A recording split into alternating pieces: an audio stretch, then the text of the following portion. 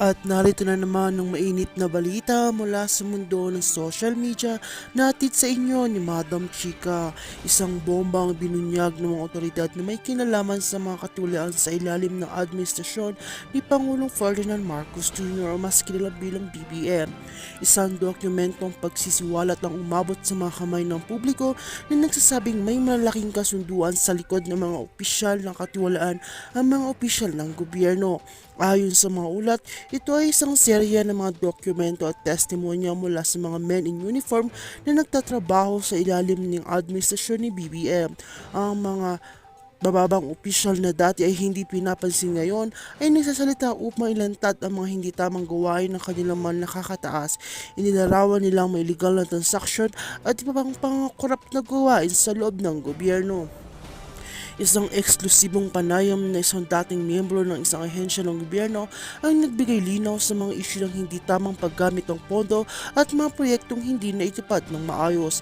Nakita kung paano naging bahagi ng isang masalimuot na sistema ang mga katiwalaan mula sa pinakamababang antas hanggang sa pinakamataas.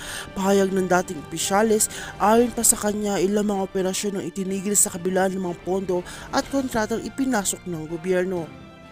Sa kabila ng pagsisiwalat, mayroon pa rin mga nagpapakita ng suporta kay Pangulong Marcos. May ilang mga taga-suporta na nagpasabi ang mga akusasyon ay pawang gawa-gawa lamang ng mga kalaban sa politika upang mapagsakin ng administrasyon. Walang konkretong ebidensya at ito ay parte ng isang malupit na propaganda ayon sa isang kaalyado ng Pangulo.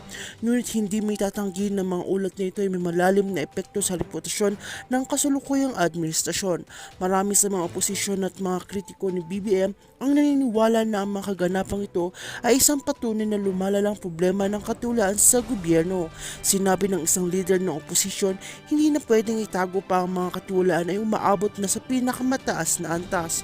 Habang patuloy ang investigasyon, nagiging tanong ngayon kung paano ito tatapusin ng isyong ito at kung ano magiging hakbang ng administrasyon ni Pangulong Marcos upang tiyakin na mananatili ang kredibilidad at tiwala ng mga mamamayan. Patuloy naming susubaybayan ng mga bagong developments tungkol dito. Para sa mga karagdagang detalye, manatiling nakatutok sa aming susunod na ulat. At kung bago ka pa lamang sa aking channel, ay huwag kalimutan mag-like, share, and subscribe para update ka sa aming bagong balita.